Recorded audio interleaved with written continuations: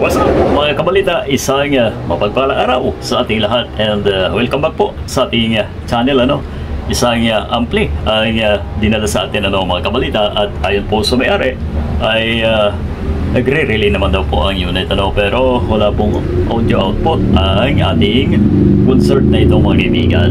So yan ang ibabahagi po natin sa inyo since ilang oras na lamang po mga kabalita ay sasapit na ang bagong taon mga kaibigan, at syempre maligong bagong taon po sa lahat ng ating televiewers. So ito na mga kaibigan, at subukan natin kung makakaya pa na ma-repair ito bago bagong taon. Medyo alanganin yung mga dalang ganyan kasi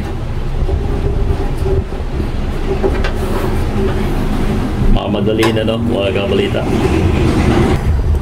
Open na muna natin upang makita ang sitwasyon. Pagka medyo maraming problema ay syempre hindi po makakapag sound sa may-ari. Ayan, ninopen na po pala to.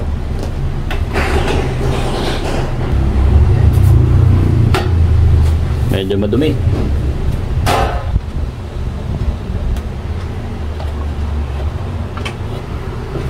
So ayun guys, nakita po natin agad ang problema.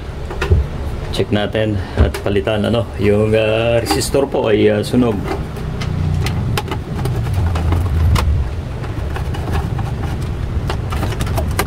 Yan. Ito mga kabalita, dalawang resistor kailangan ng palitan yan dahil halos wala na color coding. Kung hindi po tayo nagkakamali, yan ay 10 ohms. Okay, pupunta sa relay mga kaibigan. Mukhang magagamit naman ngayong New Year mga kaibigan. Ayan, screw. Baklasin muna natin yan. Okay,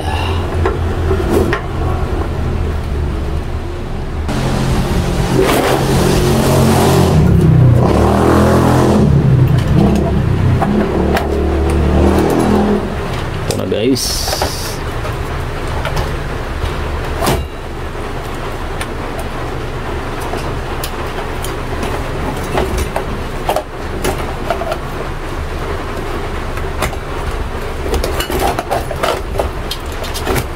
Ayan. Kung may jumper, why? Ito guys, ang dalawang resistor Ayan, tanggalin na muna natin.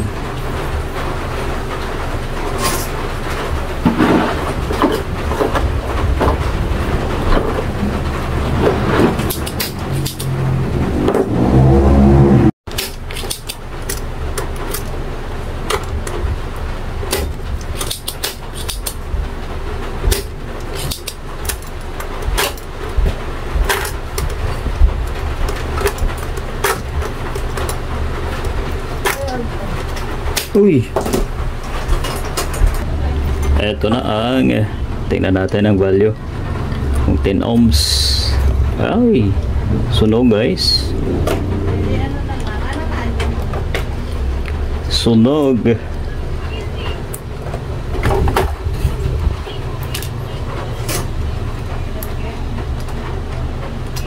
Ayan.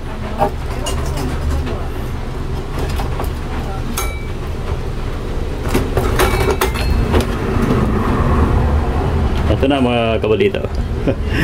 Wala nang value, pero ang alam ko po dito ay 10 ohms lang to. Okay, so hanap tayo ng kapalit. Linisin natin, and then syempre subukan nating palitin agad palitan mga kaibigan.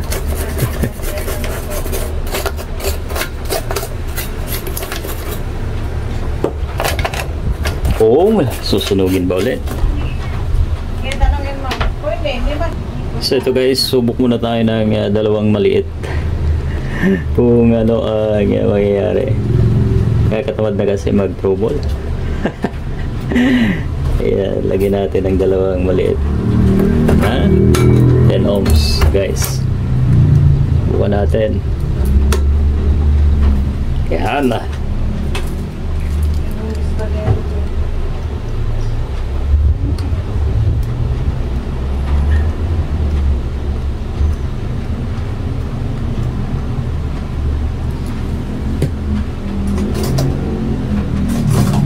So to guys, subukan natin ngayon kung susunugin pa.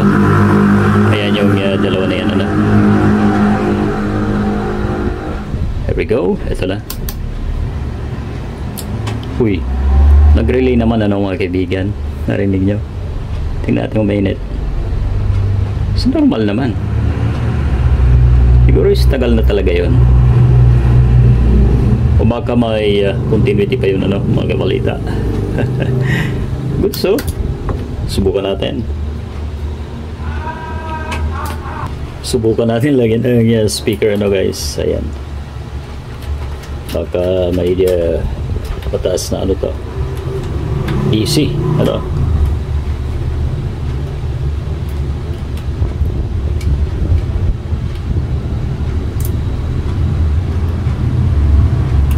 ang tagay nyo ngayon. Ang oras po natin ay 15 minuto bago mag alas 4 mga kaibigan. So medyo nakakabanda gumawa. Ayan, sana dun sa mga gusto mo pagawa yung iba kasi talagang wala pa sigurong pera. So yun, medyo natatagalan okay, lagyan natin ulit. Rush, right? Yan. Relay. Oh, wala tayong supply dito pala sa alright, hindi tayo makakapatunog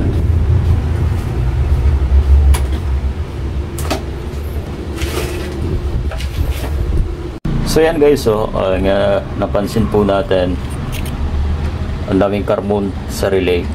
So kaya pala pag ginalaw ay tumutunog. Ito, ayan iilihain lang natin.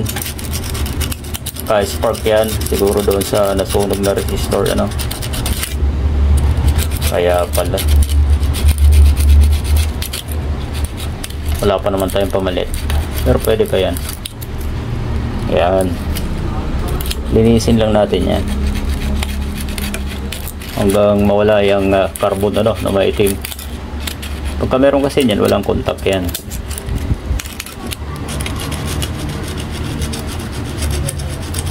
Ayan, ayan na, malinis na mga kaibigan mga kabalita. At yung kabila din ay nilinis ko din, so wala na carbonize na natira. Siguro naman ay pupuntak na yan mga kaibigan. Test natin. So yan guys, try natin i-on kung pipitik.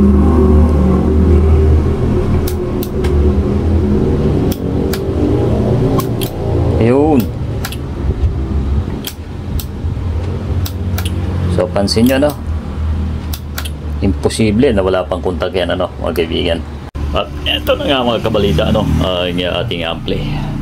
Susubukan na natin matapos palitan ang dapat palitan mga kaibigan. At medyo natatagalan na po tayo So right, i-on na po natin. Ayan. Ayun bilis naman. So tayo ay naliwanagan. O biro mo? Okay na. Natin face to face? Kaya ito ngayon ang tanong natin.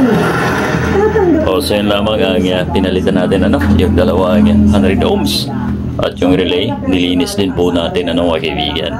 At okay na ang ating unit. At yung mga capacitor po pala na dalawa. So yan guys, ayan yung basag na. Right. So thank you sa inyong pagtutok ulit at Happy New Year sa inyong lahat mga kaibigan. Huwag po natin kalimutan na bigyan ng isang like ang ating video na ito mga kaibigan.